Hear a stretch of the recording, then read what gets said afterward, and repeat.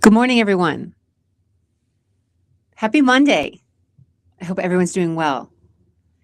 I'm Renata Marino, and this is True North. Welcome. Today, I'm very excited to talk about a very special subject that relates to my personal life, but it also is a great insight for those of you who want the secret sauce to manifesting your desires, whether it's personal relationships or professional career success. Today, the topic is money and investing, and it's not what you think. I want to talk about the importance of investing in yourself when it comes to your money and yourself. This relates to personal and professional development. So I'm going to be talking about both, and I'm going to be reflecting on my own personal journey and what I did when I hit rock bottom.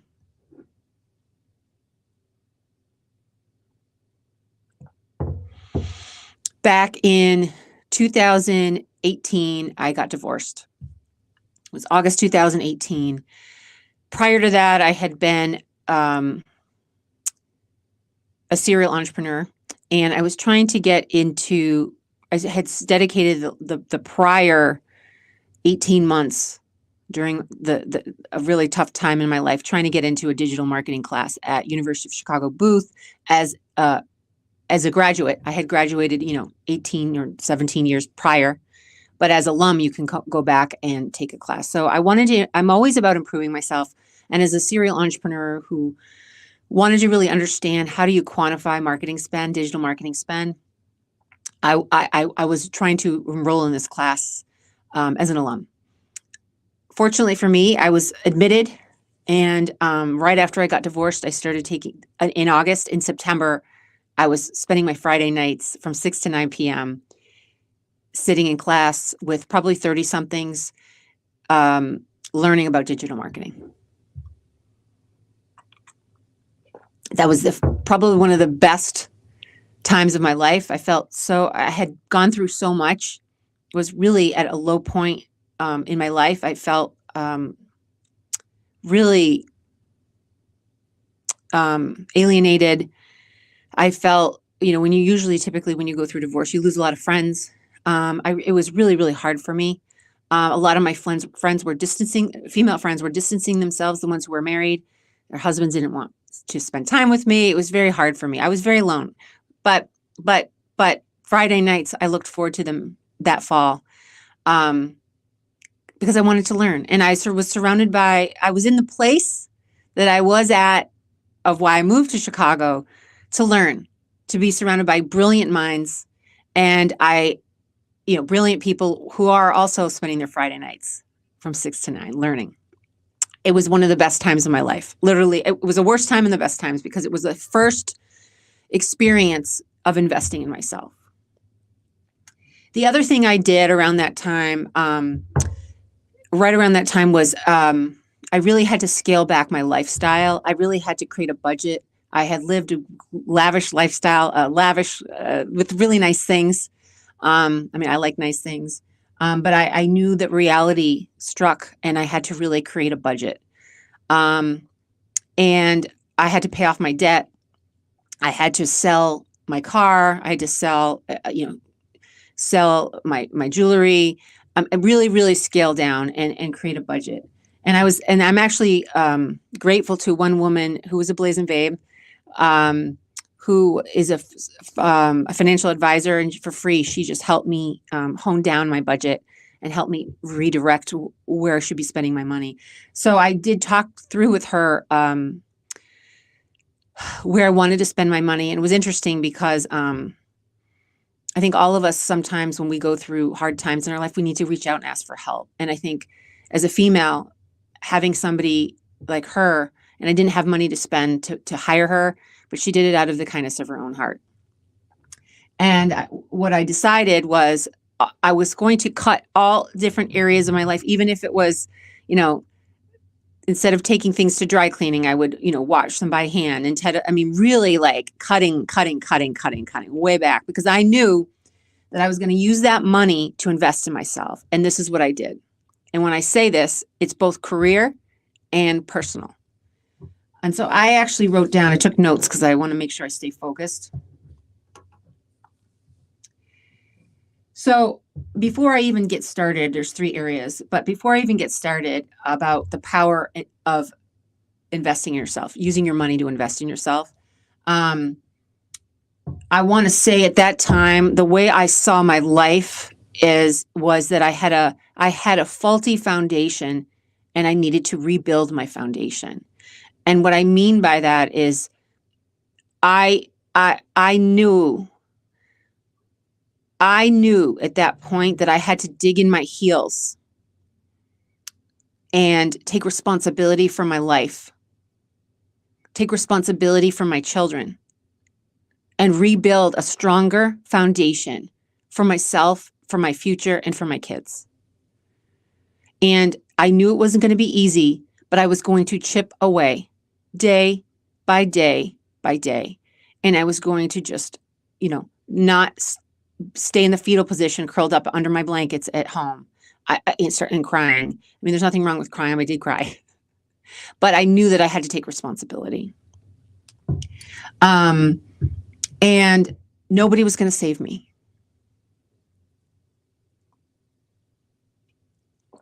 I had to save myself. And I knew it.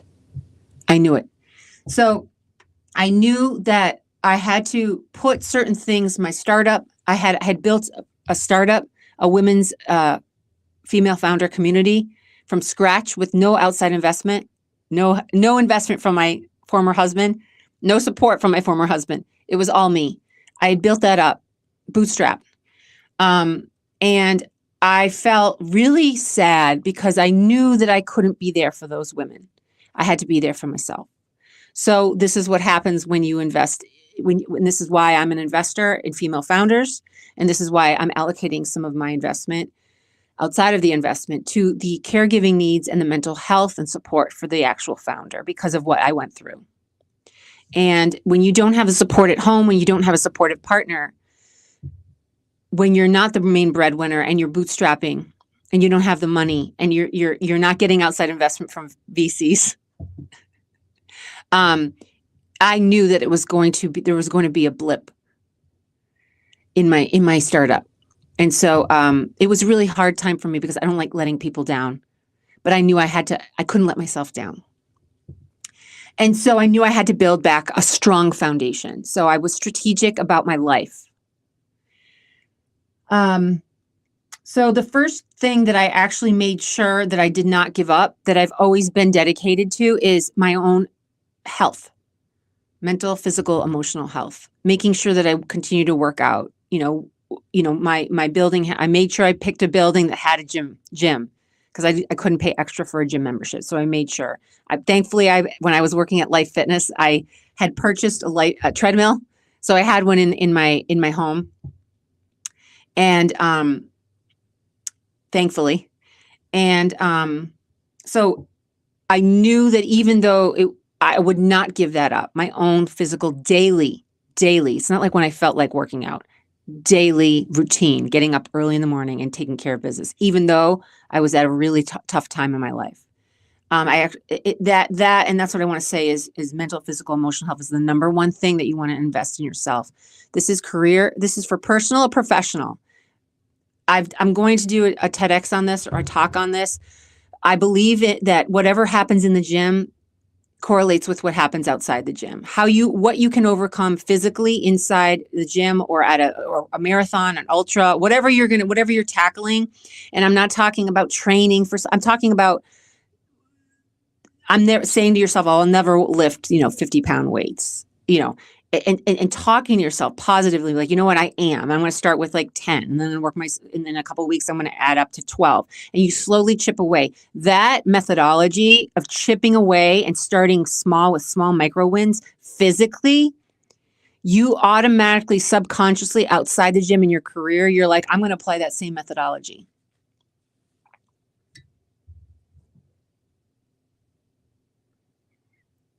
Whether you're actually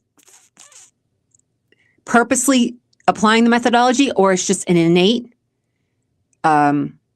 translation into the real world, it happens. But I'm telling you right now, it happens. That's why you never give up your daily health, mental, physical, emotional health routine. Now, the part that I figured out was lacking in my life was the mental. Physical was fine. Mental and emotional, I would say. And when I say mental, I'm talking about calming things, relaxation things. I had not found anything that could keep me calm.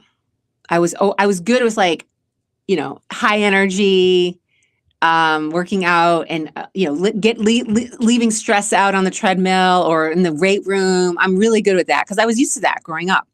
But one of the areas I'd never done was like meditation, taking time to slow the pace of life down, because I think the environment that I always grew up in was highly constantly producing, constantly productive, constantly moving. And I didn't realize, how did I know to start doing that? I don't think it was right then and there. I think it was a slow progression. I think I don't know. Maybe I started doing yoga. I tried different things. And then not until I started meditating, I took like cold showers. I would do like I'm working my way up to ice baths, but it was mostly trying to control my emotions and control my thoughts and bringing the level of intensity down because it keeps me focused. So I started doing floating. I float in Epsom salt baths. It's great. So those three areas, mental, physical, emotional health. And now I'm an investor in those areas because I believe that without investing in those areas, you're not going to be able to be happy or have career success. And I believe that a lot of people avoid those. And that's why there's so much chronic illness. That's why there's so much mental health issues, because we're not taught to slow the pace of life down and really put ourselves first before everybody else. We're always focused on productivity. So that's one of the areas that I invested in is my mental, physical, and emotional health. I put that first. And that also includes like beautifying and taking care of my skin and taking care of my health and, getting my nails done and getting a pedicure and, literally putting the money, and I'm saying the money, into me. The money. Because when I look good, when I take care of my nails, when I get my hair done, when I get a massage, when I go to the spa, when I go to the gym, when I invest in food, the good high quality food, I'm putting that in my body, I am a rock star. I am high on life. I have a good attitude. I feel amazing. I look amazing. And when I look amazing, I can wear great clothes. I can dress up. And I stopped buying clothes because I knew that was expensive. And I said, I have plenty of clothes. I'm going to put everything into beautifying and taking care of my health and wellness. And I love shopping, but I knew that I had to put that on hold. So I redirected the money into things that made me feel good about myself. The second part that I realized was hard for me. This is probably the hardest part. This is the hardest part. Is I tackled my fears. I tackled my fears, and one of the things when you do get divorced is maybe not for men. I don't know. I'm not going to speak about men because I think men jump right into relationships.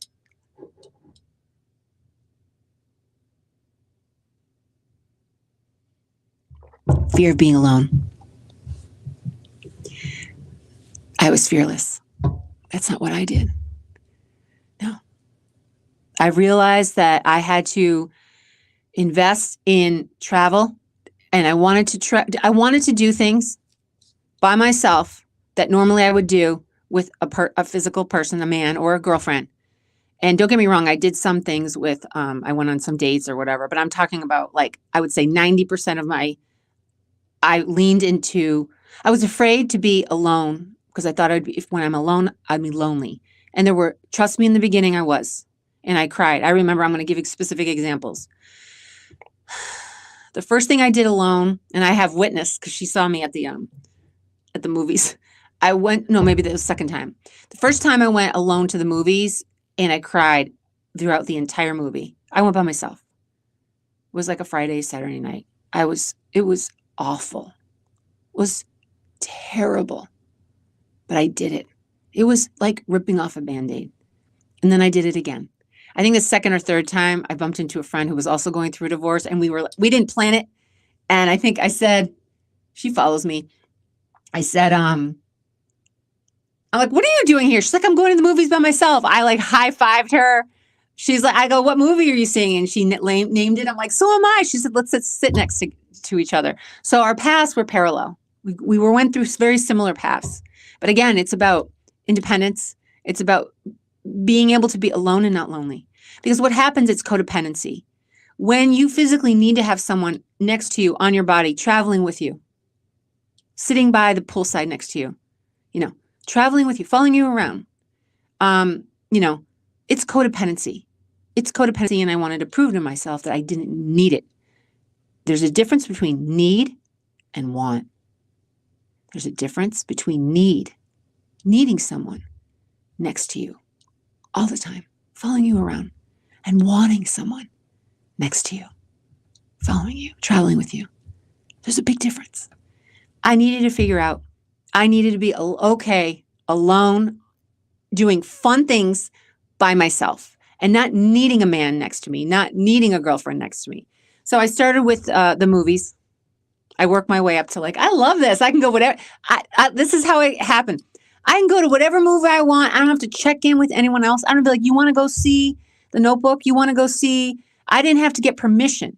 That was so liberating for me. I could actually go to a movie and not have to ask for permission.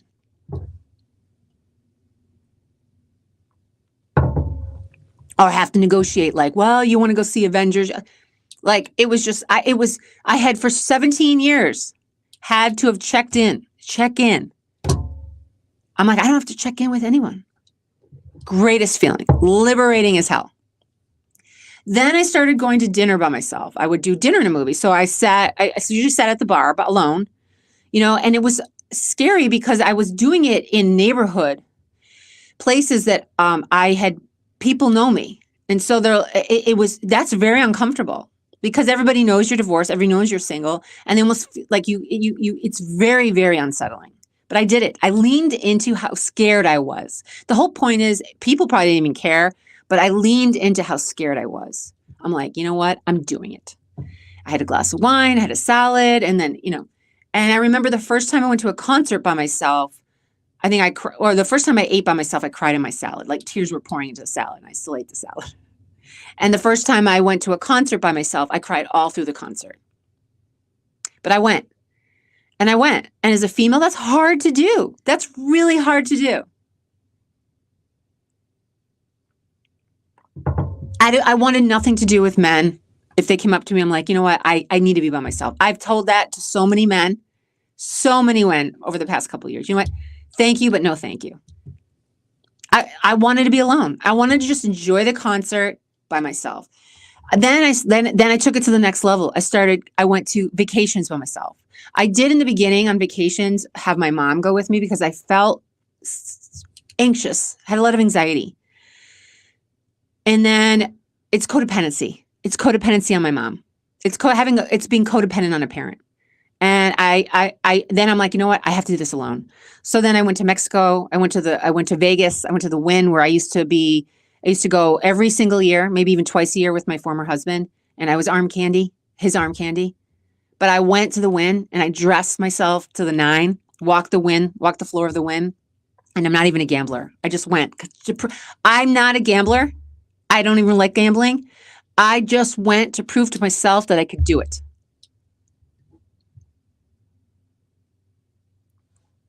I mean, I stayed at the pool. I just wanted to sit at the Encore pool or at the European pool by myself, my favorite bikinis.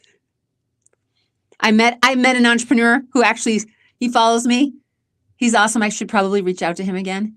He works with all the athletes in LA. He's awesome. And yeah, I mean, that's how I usually meet entrepreneurs or investors. But he and his wife were sitting next to me poolside, and I met them. Really nice couple.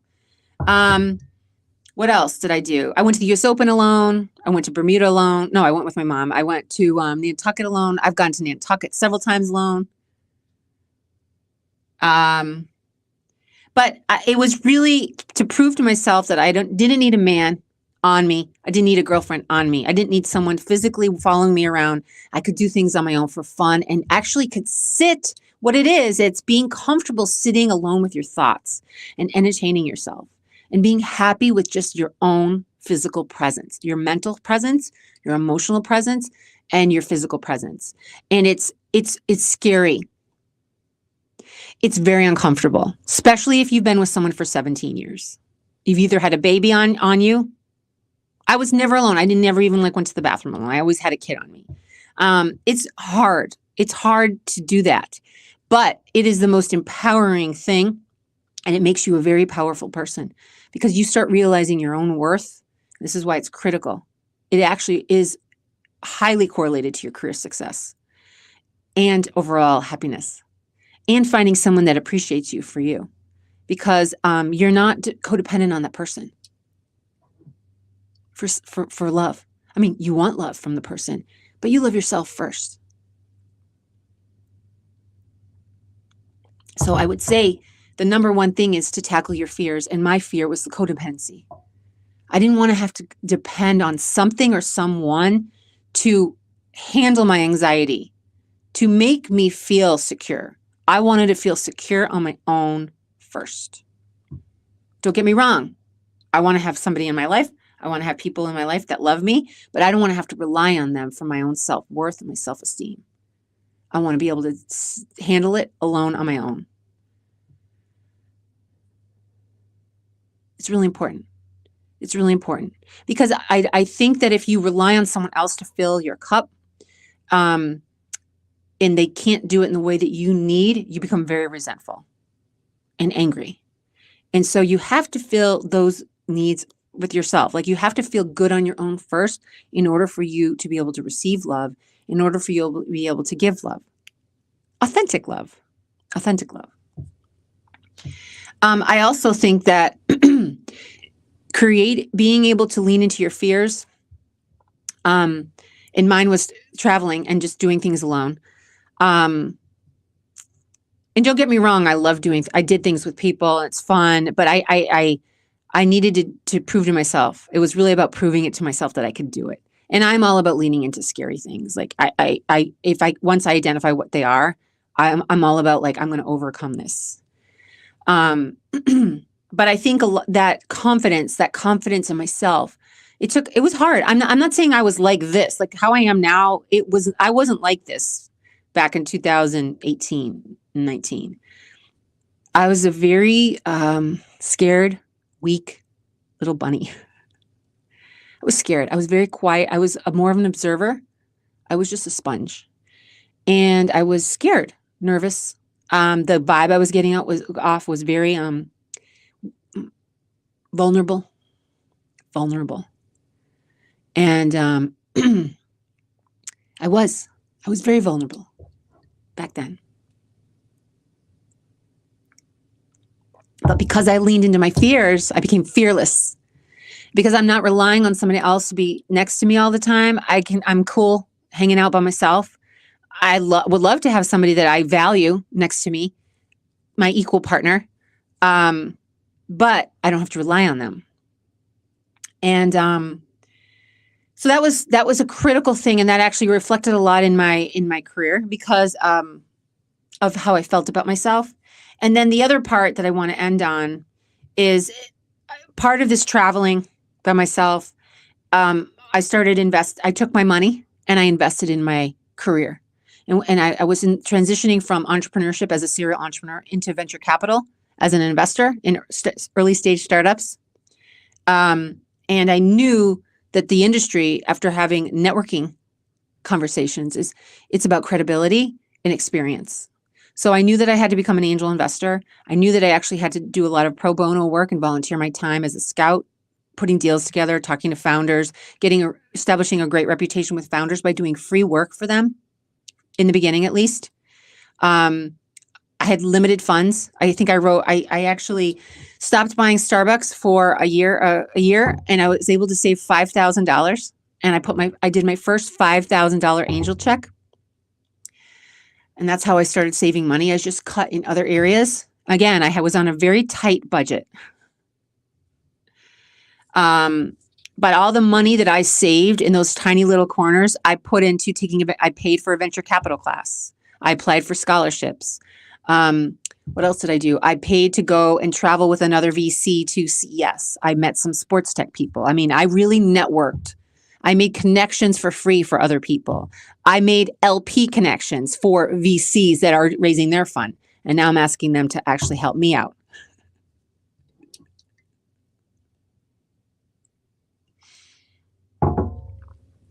You know, it's a networking. The industry knows each other. We all know each other now. Let's just say. I know you guys. I'm waiting. Do me a favor. I'm waiting for my favor. Your favor to me. I did a lot of things for free. It's about credibility. It's about transitioning to the space. It's about putting in the time. And the type of person I am is I earn the right to play on the field. And so I knew I had to do that. Again, this goes back to what I said from the beginning of this talk. I knew that I had a faulty foundation. I had to rebuild my foundation and create a strong foundation for myself, for my future, for my kids, and for my life. And I knew that it was going to take time, but I had the vision. I knew where I was going. I had no idea when it was going to end. I mean, maybe it's still going, but I wasn't going to give up. I needed to take responsibility for myself. But again, it's not just about the career. And that's what their number one mistake is they think it's just about the career. It's about facing your fears, your codependency issues. Those things are going to accumulate, and you are going to have a crash if you don't handle those things right now. And I did those right from the beginning.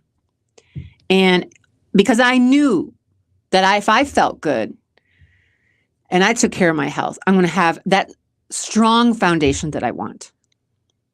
A strong foundation that I want.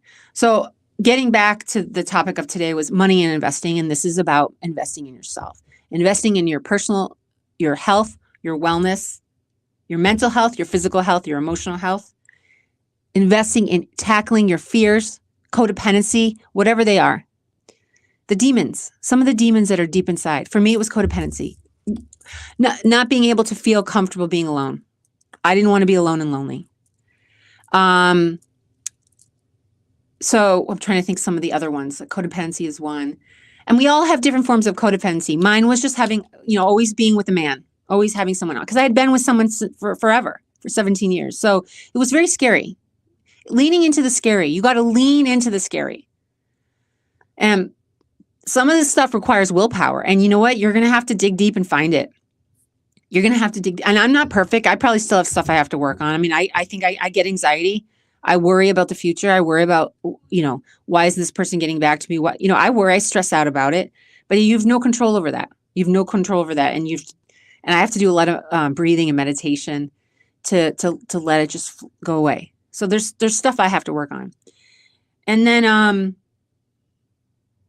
never giving up. I would say the number one thing out of this whole thing, and we can do cards, is really never giving up. I don't think there's ever been, well, I should take that back. There's been some thoughts. I'm like, maybe I should just do this, but I don't act on it. It's just a passing thought. And I'm like, no, I'm what is this? What's the quote? I'm trying to think the quote. I didn't come this far to only come this far. That's the quote. When you have a passing thought of throwing in the towel, of giving up, this is what you say to yourself. This famous quote. I forgot who said it. I didn't come this far to only come this far. You go the distance. It's funny because I was at Field of Dreams a couple weeks ago, maybe a month ago, with my kids. And I took them to Field of Dreams. It was freezing, but I took them to Field of Dreams, which is in Iowa, obviously. It's actually near Galena, Illinois. And I remember reading the sign that said, go the distance. That's really what it's about, guys. Anyway, let's do cards. Hopefully that helped. I love helping. I love giving advice. I hope that kind of advice helps. Let's do some cards and then, what time is it? Ooh, I have 5 minutes. Who is your go-to clothing designer? Oh, I have a lot. Allison Olivier, she's a great founder, female founder. She's my number one. I love all her clothes. I will wear all her clothes. Jeans, dresses. They fit me. They fit my body type, and I love them. And I'm upset because I used to shop at Neiman, Cusp, which is the Neiman Marcus, like the younger Neiman Marcus, and I think they were going out of business. It's my favorite. She always has stuff there. I did not pick these cards. Is pornography harmful or harmless? I think it's harmful. I think when you're watching porn, I think it distorts your view of sexual intimacy with somebody else. It distorts. I mean, I think there's research on it if you look, and I think pornography can be an addiction to a lot of people. I think people who have sex addictions, I think that's another codependency, is SEX. Yep. Need to have it all the time. Doesn't have the willpower to stay with one person. Needs to constantly have other women around. Yeah. It's not healthy. I won't even go on that subject. What's the biggest question you have about the future? Oh, I have. What's going to happen? Yeah, I think a lot of us can't stay present. I think we all need to focus on being present in the present moment and just going with the flow. It's really hard because someone who's a overachiever and is constantly looking for the next thing, it's really, really hard for me. It's really, really hard for me. I'm getting a call. Sorry. Next question. Is the silent treatment a method you use when angry? No. I'm actually opposite of the people that do silent treatment. I like to address it. I like to just talk it out, and that's my style. I'm like, maybe step away for like a whatever, and then come back and be like, you know what? Can we just please have a discussion? Like normal adults. I'm not a silent treatment person. I think it's disrespectful. I think the silent treatment is very hurtful. It's very immature. It's very hurtful. Ghosting is one of them. A lot of people do that. A lot of people, people in personal relationships do that. It's very hurtful. There's nothing wrong with saying, hey, I need some time. Give me a couple days or give me a week or whatever, and then let's revisit this. That's mature. It's communication. Is a dog or a cat a better pet? I had this conversation with my kids. I was going to buy my daughter a cat. She doesn't want it. I literally went all the way to Michigan to find this cat. Thank God it wasn't there because she doesn't want it. I mean, I like dogs better. She wants it. I don't think she wants a cat. She's worried it's going to be extra responsibility for me, and she doesn't want the responsibility. Cats are very low maintenance. Does it matter more what you do or why you do it? Listen, it doesn't matter what you do. You know what I'm saying? All these people like worried about their image, about like how many like trophies they're going to get, and like how it doesn't. I mean, it matters, but it doesn't matter. Your self-worth doesn't come from what you do. Your self-worth comes from why are you doing it? Why are you doing what you're doing? If you could make one rule that all the kids at your school had to follow, what would it be? Treat others with respect through action. That's it. Anyway, guys, I got to go. Have a great Monday. I love doing this. Please tune in.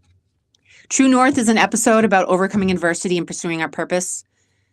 I would love to bring some guests on. Right now, I haven't really had the motivation to figure out who would that be, but eventually I will. Right now, it's just me talking about sharing some of my journey of overcoming adversity, and pulling in some research and some data I have right here. I think I showed this the other day. It's called Lean In for women.